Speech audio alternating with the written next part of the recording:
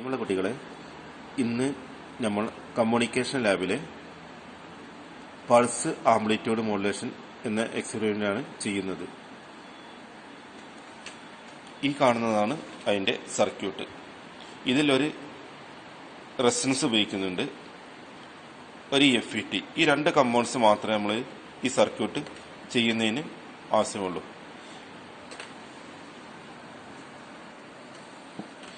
FET എന്ന് പറഞ്ഞാൽ field effect transistor എന്നാണ് അതിന്റെ ഫുള്ള്. ഈ കാണുന്നതാണ് FET. ഇതിന്റെ നമ്പർ BFW10 എന്ന നമ്പറാണ് ഇതിന്റെ നമ്പർ. നമ്മുടെ ഡയോഡിനൊക്കെ IN4001 പറയുന്ന പോലെ BFW10 എന്ന നമ്പറാണ് ഈ FETക്ക് ഉള്ളത്.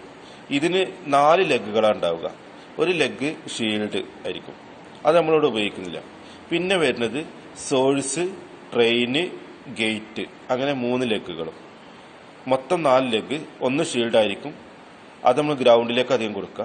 പിന്നെ വരുന്നത് ഗേറ്റ്, പിന്നെ സോഴ്സ്, ട്രെയിന്, ഇങ്ങനെ 4 ലെഗുകളാണ് ഈ FETക്ക് ഉണ്ടാവുക. ഇതിൻ്റെയൊക്കെ ഡീറ്റെയിൽസും മറ്റു കാര്യങ്ങളും തിയറിയിൽ പഠിക്കും. ഇതിന്റെ വർക്കിങ്ങും എങ്ങനെയൊക്കെ, FET എങ്ങനെയാണ് വർക്ക് ചെയ്യുന്നത്, അതിന്റെ ഉപയോഗം എന്താണെന്നൊക്കെ. നമ്മളിപ്പോൾ ഇവിടെ ചെയ്യുന്നത് ഈ പൾസ് ആംപ്ലിറ്റ്യൂഡ് മോഡുലേഷന് എങ്ങനെയാണ് ഒരു മോഡുലേഷനായിട്ട് ഇത് വർക്ക് ചെയ്യിക്കുന്നത്, അതിന് എന്തൊക്കെയാണ് ഇൻപുട്ട് കൊടുക്കുന്നത് നോക്കാം. ഇൻപുട്ട് നമ്മൾ കൊടുക്കുന്നത് സോഴ്സിലാണ് ഇൻപുട്ട് കൊടുക്കുന്നത്. ഇവിടെ കണ്ടോ, സോഴ്സിൽ ഇൻപുട്ട് നമ്മൾ കൊടുക്കുന്നുണ്ട്, സൈൻ വേവ് ഇൻപുട്ട് കൊടുക്കുന്നത്.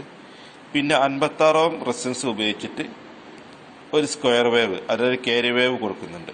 ഔട്ട് എടുക്കുന്നത് ട്രെയിനിൽ നിന്ന്. ഇത്രയാണ് ഈ സർക്യൂട്ട് നമ്മൾ ആദ്യം അസംബിൾ ചെയ്യുന്ന മുന്നേ അറിഞ്ഞിരിക്കേണ്ട കാര്യങ്ങൾ. ഓക്കെ, ഈ കാണുന്നതാണ് നമ്മളിപ്പോൾ പറഞ്ഞ സർക്യൂട്ട് അസംബിൾ ചെയ്ത് വെച്ചിരിക്കുന്നത്. ഇവിടെ കണ്ടോ, ഈ 56 ഓം റെസിസ്റ്റൻസ് ആണ് ഈ കാണുന്നത്.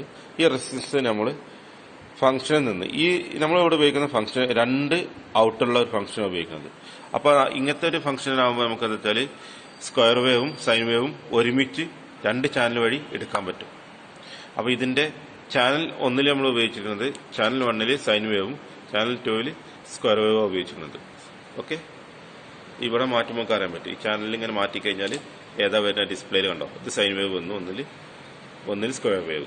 ഇനി വരുന്ന ഇതിന്റെ ഔട്ട് കാണുന്നത് ഇതുപോലെ 2 കൂടി മിക്സ് ചെയ്ത് കാണുന്ന ഒരു രൂപത്തിൽ അങ്ങനെ വരിക. അത് കണ്ടോ, ഇത്ര കാര്യങ്ങൾ നമ്മൾ നോക്കേണ്ടുള്ളൂ.